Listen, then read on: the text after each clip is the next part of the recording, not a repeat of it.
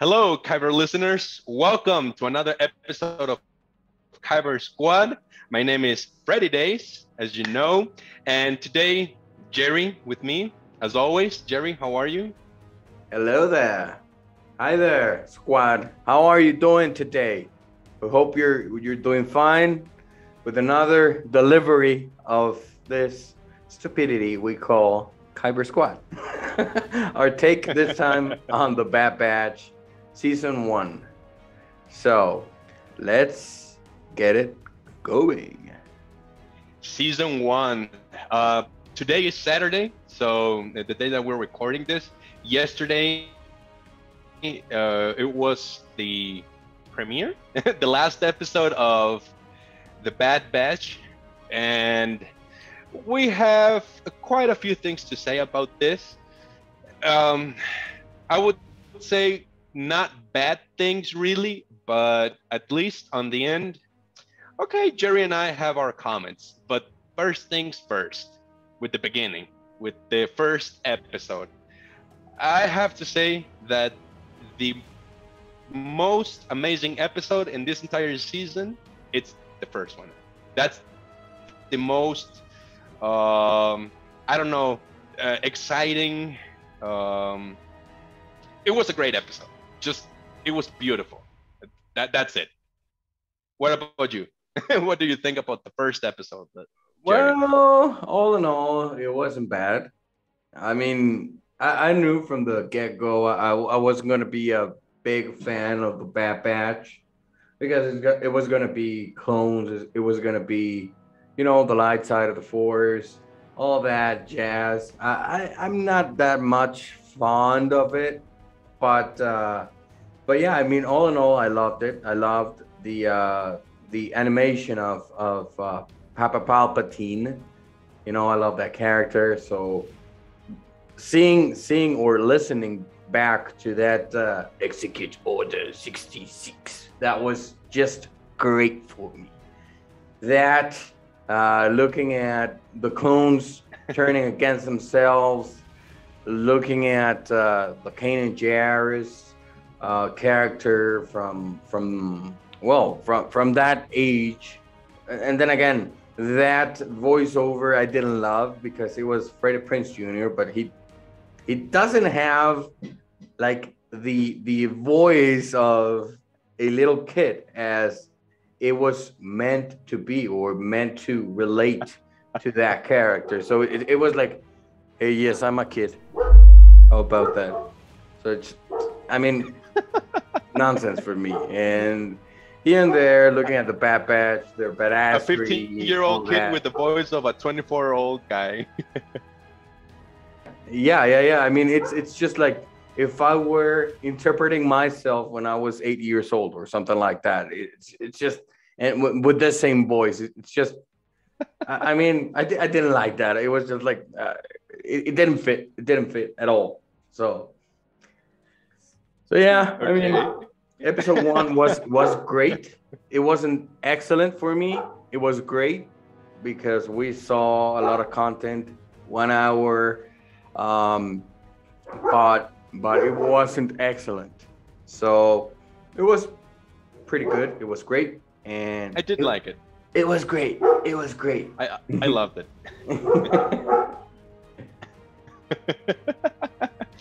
So, okay, for all the Star Wars fans who watched the Bad Batch, I mean, we know that this wasn't the first time that they introduced us.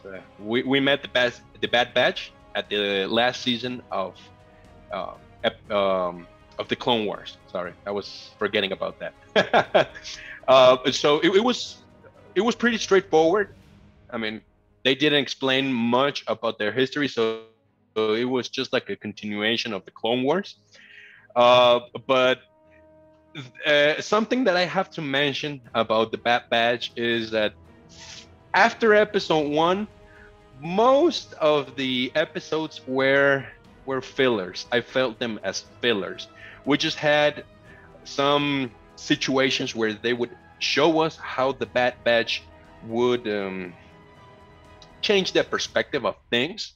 They will just go changing this mind from clones, from soldiers, to just regular people, just people trying to Make their way through the galaxy. exactly, and just basically get a job and survive. That's basically it. And they start as the story goes through, we meet other characters, but something I did like after like the first half is they started let's say modifying, or well, not modifying per se, but connecting things with other series and the canon that we all the canon that we all know, especially with Rebels. Yeah, a lot of character development, not to say fillers, and we see some type of evolution there for the characters. And this is just season one. And I mean, we all know now that there's going to be a season 2, so it's going to be character development up until the end. So I don't think we're going to be seeing much on season 2 either. I don't know how many seasons there are going to be. But yeah, as you mentioned it's a lot of linking series, linking the sequels, trying to give here and there more information as to what was the plan of Papa Palpatine, how did it all start, what was the process of clones getting getting out of service or getting them obsoleted, all that. And that was interesting. I mean, I think that was interesting on this season, looking at all of that process going forward, and all that change I did like. As far as the filler episodes, not a fan of, or the character development episodes, not a fan of at all. But then again, it gives us more depth as far as the characters. Yeah. So these are like my highlights, or the points that we can actually get from the Bad Batch. So starting from the first thing, the introduction of Omega. They gave us in the first episode this little kid that we then learn that it's a clone like them, unmodified. The other highlight that it's just like as in the background in the story, the process of getting rid from the clone troopers to the stormtroopers. That's something that we see the evolution and how they are changing throughout the entire season. What's another highlight? Yeah, we start to see the as you mentioned it, the characters of other series such as Rebels, such as again the sequels, how everything they started to give us more information as far as spice running. Probably for season 2 or on the upcoming seasons, we are going to see a young Poe Dameron. We're going to see some other things here and there that we'll try to connect if the rumors are not true of Star Wars rebranding the sequels or redoing the sequels, which I hope they do. The sequels, it's going to be like this Marvel new series, What If? At the end of the day, it's just going to be like something happened in another multiverse. That is one of the rumors. Yes, that is one of the rumors, that through the veil of the Force that got introduced to us in Rebels by Ezra and Ahsoka, is how they can make all of those things happen, and that would be interesting. I mean, I would be okay if those sequels were somewhere in another universe, Okay, yeah. Having Luke being what he turned to be, and being what Mark Hamill said, like, hey, this is John Skywalker. This is not Luke Skywalker for me, because for me, he's not Luke Skywalker either. And for me, Han Solo was kind of Han Solo, but not Han Solo completely, as well as Leia. I mean, Yeah. our original characters, they were somewhere else. I mean, and even though, Carrie Fisher said before going and becoming part of the Force, she said that that was her best acting. I still think that is something that was pushed by Disney. So I don't believe she believed that. I don't. Exactly. We don't want to believe it. I mean, at the end of the day, we don't know. Or at least I don't want to believe it. Yes. And yes. she's not alive anymore to, let's say, contradict that. But another highlight that we see throughout the entire history of the Bad Batch in this season is how the Empire that we knew in the original trilogy, how strong it was and how everybody feared that Empire, especially the Fist of Vader. It's exactly how they started to conquer all the planets. Throughout this season, we see how these generals, the people under the Empire or that worked for the Empire, how they would control and gain control of the planets, how would they submit the people to their will. And we see also some first glimpses to the rebellion, to the creation of the rebellion, because as we all know in Star Wars, we've seen one of these characters in all the animated series and also in live action films, and I'm talking about Guerrera. Saw Gerrera. Yeah, I mean, it was just 10 minutes, maybe less. If even that, I think it was less than 10 minutes, but we see that character. And then again, we see some type of development of him.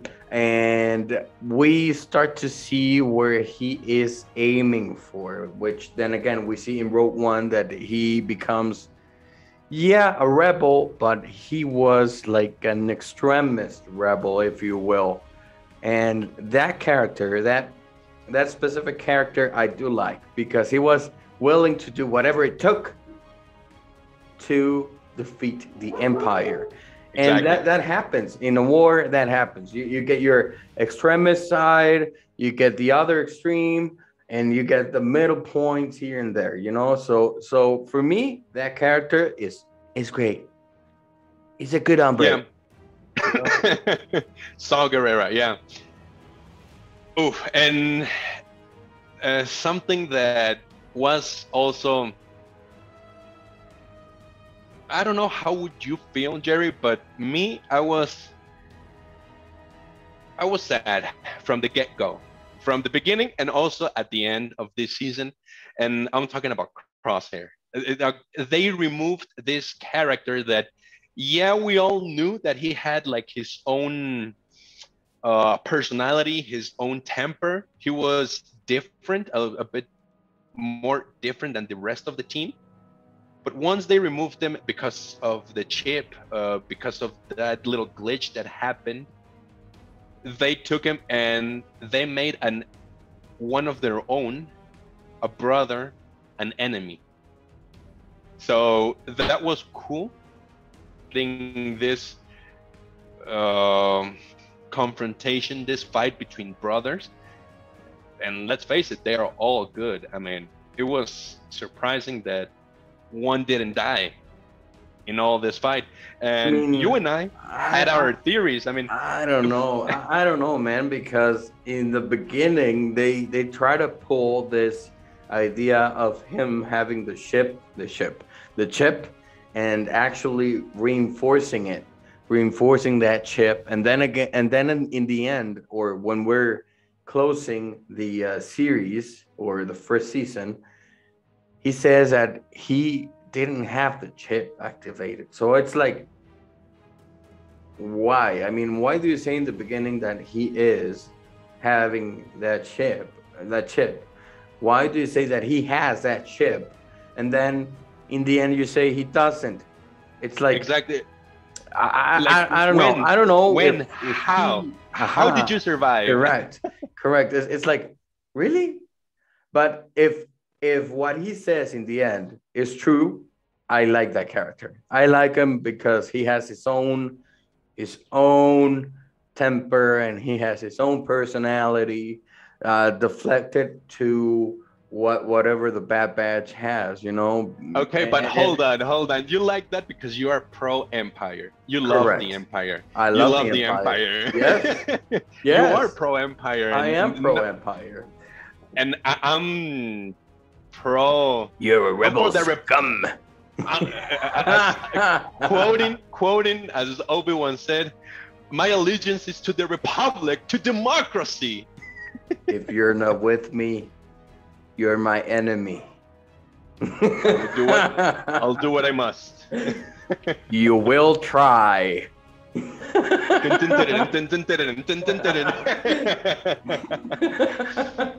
Man, I mean, yeah, but that's great. I mean, Crosshair, we know that it's a great character, and something that I still can't explain is how he made a full recovery out of that explosion.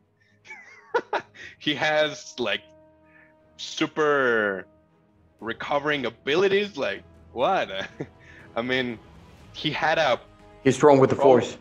He's strong with the Force. Come on. But okay, I mean, he's a clone. He's defective. Whatever. Okay, now something important that we have to touch base here.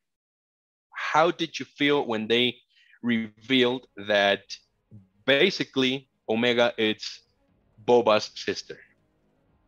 It didn't cost me much. I mean, to be honest with you, it's like, nah, she's not. I mean, because Boba, he is actually an unaltered clone. They say Omega is the same, but no, she is a girl. Boba is a guy. And remember, Jango Fett is a guy. So there had to be some alteration there as far as Omega goes. So for me, she's not his sister. For me, Omega is another clone. So I don't think she's Boba's sister. I think Boba is a very, very, very, very, very strong character, and Omega is just a character. So for me, they're not brother and sister. For me, they're not siblings. For me, Boba se cuece aparte, as we would say in Spanish, and Omega. It's a different story. Yeah. It's something very, very different. So for me, it's not that.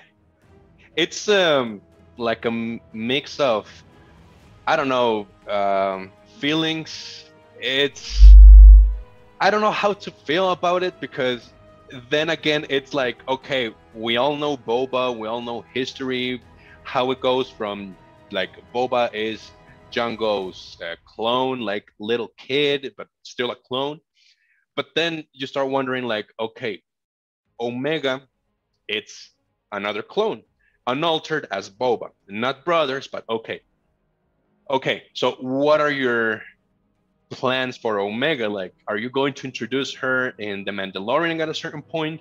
Like, that would be interesting. That would be interesting, yes. But I don't know if she'll survive. I don't know if she'll sing that song. I don't know if she will survive. But I have to say, that would be interesting. That would be interesting. Or at least if not them meeting on The Mandalorian or the Book of Boba, it would be interesting having them meet in the Bad Batch series. That would be very, very interesting. And having them to fight against each other, oh, that would be great. That would be awesome. but they will be still kids because if I remember correctly, Correct. we also see a young Boba. Yes. Well, more like a teenager in Yeah. Rebels. Yeah. Yeah. So they would have to have a young Boba Fett that was already with this bounty hunters that we see. I forgot the name of this bounty hunter, but it's a girl with like a little antenna. I don't remember either. Boba is with her and another Trandoshan bounty hunter. The Trandoshan, like the same race as Sid. So yeah, I mean, we will have to see a young Boba in fighting Omega or getting to know each other, and then like, hey, you're my brother. I'm like you. And he's gonna be like, no, I'm not your brother. Shut up. Shut up. But as slap in the thighs. as you said, for Omega, I mean, we have to see, we have to wait. And so far in the story, as far as we know, we haven't heard of the Bad Batch surviving. We see Omega. We see that she was bred there in Camino. We see that she always lived there. We see that pretty much she's a girl that lived in quarantine throughout her life, and she was older than the Bad Batch, than the Rex, than any other clone that was ever invented. I would say besides Boba, and then yeah, we start to see how she has ideals of everything needs to be good, perfect, we're brotherhood. She still believes that dogma that the clones had.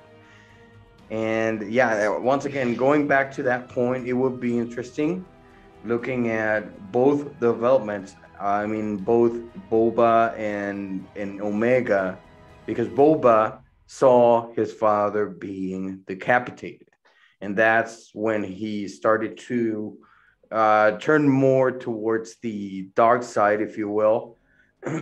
And Omega being living in these this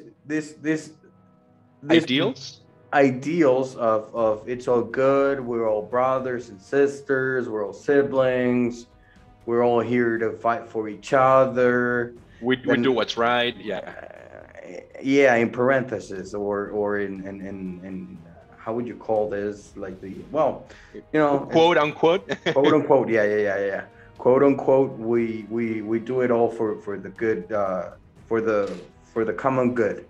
And yeah, that will be interesting. So again, light against dark. So that would be very, very, I mean, please, Dave Filoni. Yeah, I mean, Filoni did a great job with this series, because again, this series gives us a little bit of everything. As I said in the beginning, it gives us this transition in a more visual way of what happened, of what we know in the story, what happened with Order 66, the transition to the Empire, how would they control the creation of rebels. So that's basically what we see. But it gives us this great, I'm forgetting the word, cameos of other characters that we know, and of species as well. One of them, it was like a filler episode, character that worked as character development for the Bad Batch and Omega. But one of, I would say, the for nostalgic cameo, I would somehow put it like that. It's the Wanawanga, Beep Fortuna. Yes. And the Wanawanga, the Rancor, Beep Fortuna, and the Rancor. Yes. So that was a cameo that was like, oh, hey, nice. The cameo with Rex, but well, I mean, Rex, we know him. But we get also this story of how he turns out to be the Rex that we know at the end in Rebels. But but I would say the best cameo for me, it's Hera Syndulla and Chopper. Well, Hera, I would digress.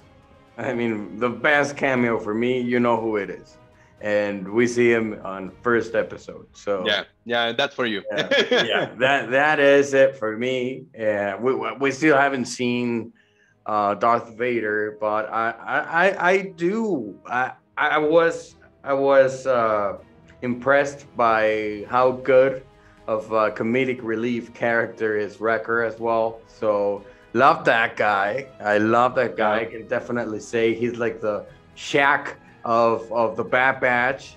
He's big, he's strong. He has this feel of you know what? He's always going to have a line that's gonna make it always better, always better. Exactly. So exactly. Yeah, that character, and then we see Chopper, the blah, blah, blah, blah, blah, blah, blah. That character that I also love. I mean, Hera and his parents. It's good to have the backfill, her story, and her parents, her uncle. It's nice, but it's not very nice. You know, it's good. It's good. I mean, I love it's good. I loved it because Hera, it's a female character that I personally like in Rebels. I love it. I mean, Hera is a strong woman, a fearless leader. I mean, she's great, and you get to know her story, like the very first beginning of her becoming a rebel, and why she doesn't like the Empire, and why she fights so hard with the Empire. So, I mean, it was great. It would be against the Empire, but yeah. Against, what did I say? With the Empire. Oh, with the, oh yeah, against, sorry. Excuse us, everyone. Excuse us, yeah. We're sorry, everyone. Yeah, I mean, now, Hera, yeah, all in all what you said is good. The thing is, she's not from the Empire, so I cannot love that character. I just can't. I don't like goody two shoes type of characters. I like characters that have flaws. I like characters that have something to be worked on. For instance, Crosshair. Hunter, I was disappointed with him. To be honest with you, I was very, very disappointed with Hunter. With his leading type of position that he didn't lead much.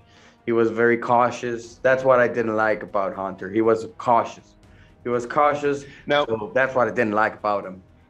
Yeah. Now, before we go towards the end, because we're getting close to the end and discuss this, but now that we're talking about our of the characters, which of the Bad Batch was your favorite character for all our listeners and viewers? I thought he was going to be Hunter, and I had to put him with Crosshair. I mean, I would love to see a fusion of Hunter and Crosshair, like having Crosshair and Hunter's personality, I mean, mixed together. And then on the second place, it would be Wrecker. No other than Wrecker. I mean, yeah, Wrecker.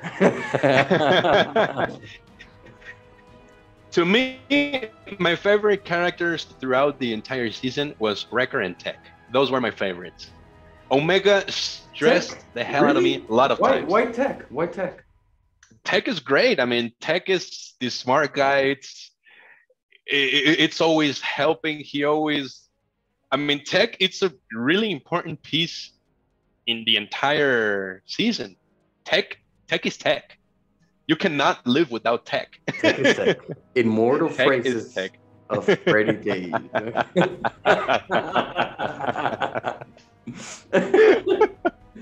Yeah. So why do you choose to go for the light side?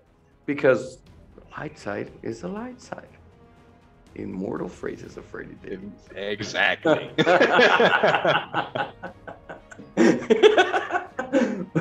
Okay, okay. What about Omega? Those, Where would you put her?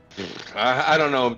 I don't know if it's because I'm getting too old for this and like kids. I mean, she's a kid. Is like she stressed the hell out of me a lot of times. Like Omega, kid, come on, like. Hunter, Nah. back off. What's that? No. I mean, Omega. It's a kid, man. I mean, it's just stressful. Sometimes I felt like instead of helping, or I mean, she has good intentions. I mean, but no. But that's me. I mean, I just Omega. I don't like it. Yeah, she would I be don't like last her. on my list. Her. She would be last on my list. I mean, to be honest with you, it's just like, so the first three, I already mentioned them. Then I would have, yes, Tech, and then I would have Echo, and in the end, I would have Omega. Because yeah, I mean, it might be that she's not that frustrating as one would think. But then again, what I don't like about her is the goody two shoes attitude. That's why she's up until the end, and then we see. I mean, Echo is pretty much the same thing, and Tech, he's just like neutral. That's why he is on the spot number 3. He needs to be neutral. He needs to be in the middle. That's why. Yeah. That's it. It's plain and simple. Yeah, and yeah, you know what? He is neutral because, okay, we're gonna talk about the the end of the season, which was divided in 2 episodes. Yeah. ¿Qué pasó? Yeah. Nothing. No, were you gonna say something? No. Okay. No. But it was neutral, as he mentions at one point in this season. Knowing and understanding Crosshair, his nature, doesn't mean that likes him, that he likes him. Because Crosshair is like, "Why are you defending me?" It's like, Why "No, are you defending me? I understand you. I understand your nature. That doesn't mean that I like you or I defend you." Yep. So it's like, it is what it is. Yeah. Just like that. Yeah, it's just like, hey, I was just explaining to the other guys that don't have the brains I do how you work. And that's it. I mean, I'm not putting myself against the fire for your ass. I'm just stating the obvious. I'm just stating what is. As Freddie would say, I'm just saying Crosshair is It's Crosshair. Yeah, exactly like that. Crosshair is Crosshair. You cannot change it. Change him. Careful right there. Okay, so now the end. Okay, they created this entire story that something I liked, and well, it was shocking because now that I saw it, I've never thought about it. What happened to Camino is something that we never, or well, at least me, it never crossed my mind what had happened to Camino once the Empire was in it at his prime, at its peak. Yes, at its peak. Yeah, at its prime moment. So whenever well, let me go back a little bit. Whenever Hunter is captured by whatever reason, I thought like, okay, he's gonna die. Something that I think I mentioned earlier, but you and I had our own theories of someone was going to die. Yeah. So whenever we had this episode, I believe you and me, we were like biting our nails. We were like, okay, it's going to happen. Something is going to happen. Yeah. But then I was disappointed when Crosshair had Hunter and the entire Bad Batch surrounded.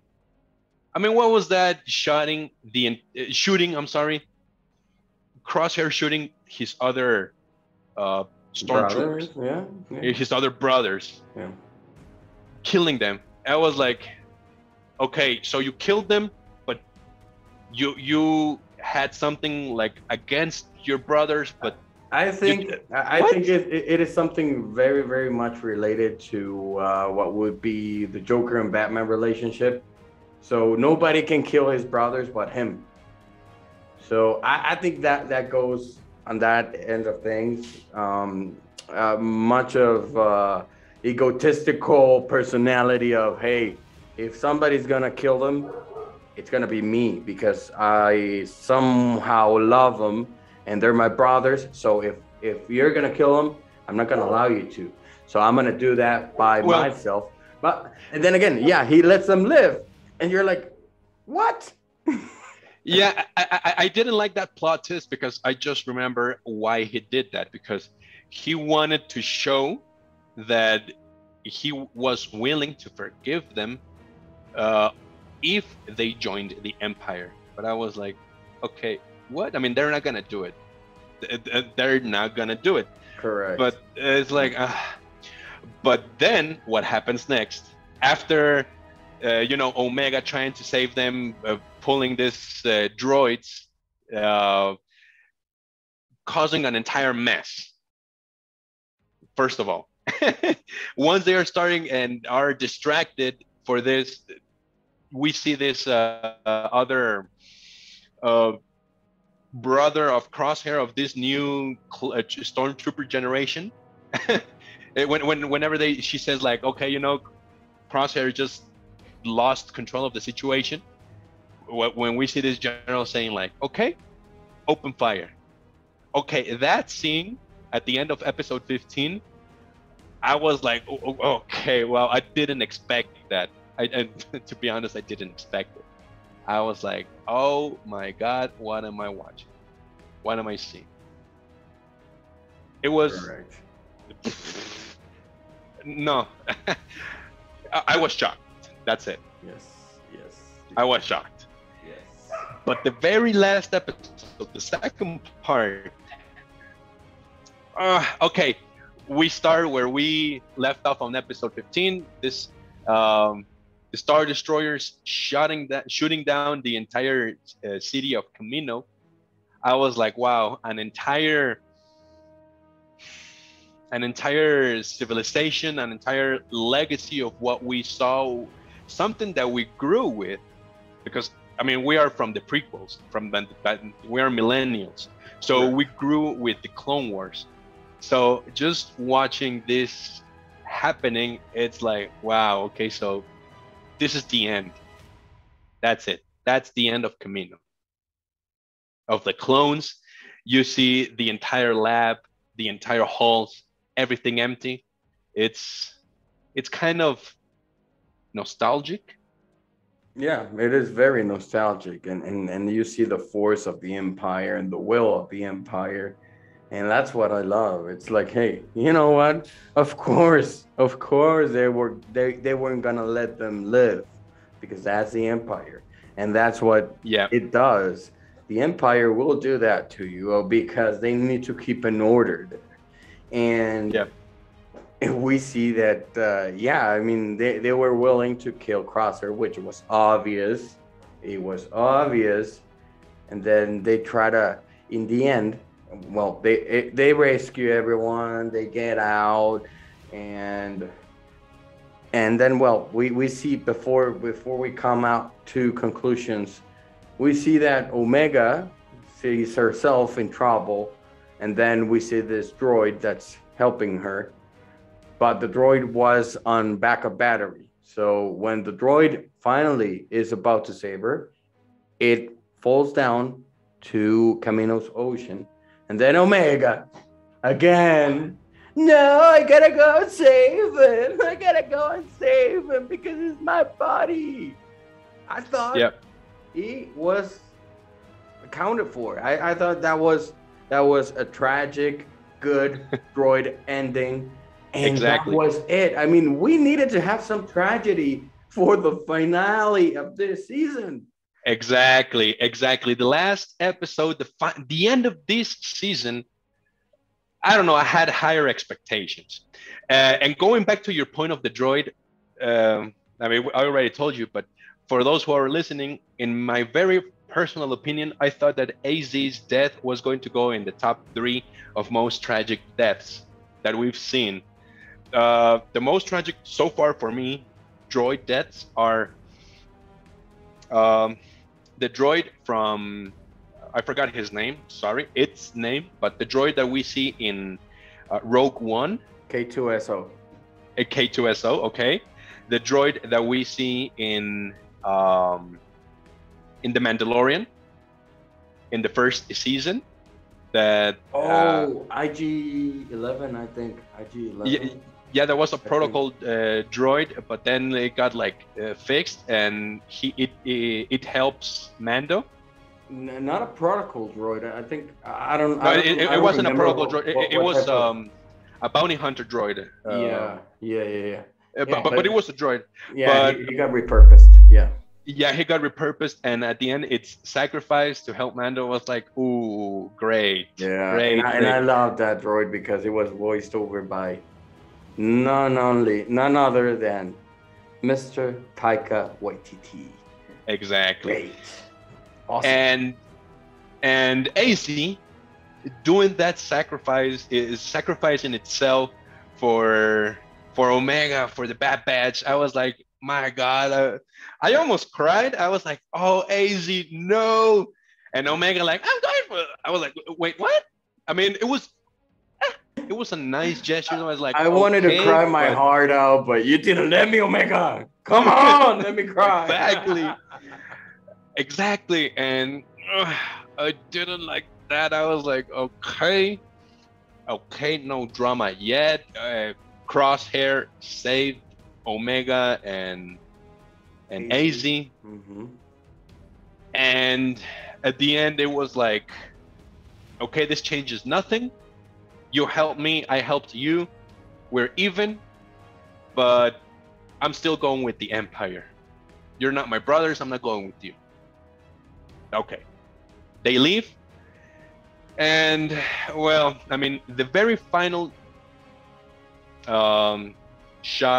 scene that we see in this final episode, whenever Nala Se is surrounded by all these troopers, and this little general says like, the Empire is like, has heard of your services, and we're eager to work with you. We have very interesting plans for you.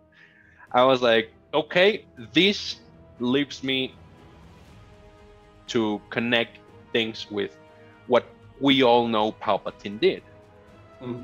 Because especially in The Mandalorian, with this doctor, I forgot now his name, but the doctor that we all know, Pershing, Dr. Pershing, yeah. Dr. Pershing. Dr. Pershing, I mean, he's another doctor from Camino. I mean, we see it in his uniform. He has the logo of Camino. And keeping Nala Se, like, it makes sense. At least it makes sense in my point of view. Yeah, again, and we're going back to what we said at the beginning of this episode. Everything trying to link and trying to give it sense to the sequels. So that was okay. I can accept that. I can accept Filoni trying to explain what the sequels were all about, and having that malice of Papa Palpatine from the get-go of his rule, just trying to planning the final order. It was okay. It was good. I would love to see more, and I hope they give us more of that information for season 2. I really hope so. Because if they close with that, then we should be seeing more information on that. Yeah, I mean, so far we have heard more like rumors. I'm not sure if it's confirmed already. I believe it is, but don't quote me on this. But I believe we're gonna have a second season, so we're still gonna have more of the Bad Batch. How much more? We don't know. But I mean, this was our take on the Bad Batch. Now, final comments for those who are listening to us. How would you rank from 1 to 10, Jerry, this first season of the Bad Batch? I would give it a solid 7. From 1 to 7? Yeah. I'll give it Me, I'll give it at 8.5. Not that like low, but at 8.5, I think it's a solid 8.5. Okay. Yeah, I say 7 because it started great, and then we had some character development episodes that I wasn't much fond of. Yeah, we had like But all in four or all, five it wasn't episodes. bad. It wasn't bad. Uh-huh. It wasn't a 2 as The Last Jedi was for me. So it was average, I would say. It was average, little more than average. So good. A Okay, 7. 7. Yeah. a Solid 7. 7. Okay, me 8.5. But what about you guys? Please let us know what are your thoughts on the Bad Batch first season. Do you agree with us? Do you disagree? Uh, I don't know. What do you think? Please let us know. Leave a comment, leave a like, share this video, follow us. Yeah. Jerry, final comments? Nothing. Just thank you, guys and gals, for listening to this dumbasses talk Star Wars, talk the Bad Batch, listening to our comments. And again, as Freddy Days well said, let us know if you agree with us. If not, why? We want to hear you out. We want to read you. You can leave us a comment, a like, dislike. If you like the way we approach this, if you didn't, we're always open to feedback, and we're here for you guys. We're bringing content to you. We're trying to diversify the content in Spanish, in our attempt in English. So yeah, leave a like, leave a comment, leave a dislike, leave a comment, and please do not forget to subscribe. We are here for you. Thank you for Exactly. reproducing, and thank you for your attention. This is Thank you for thank you for everything, guys. Please follow us in all our social media. Follow us on Facebook, on Twitter, on Instagram, on TikTok, on Spotify, and on YouTube. We are Kyber Squad, and we are going to listen to each other on the next episode. Because remember, Kyber Squad is Kyber Squad. Kyber Squad. See y'all later. Bye bye. Thank you. Bye. Thank you. Bye.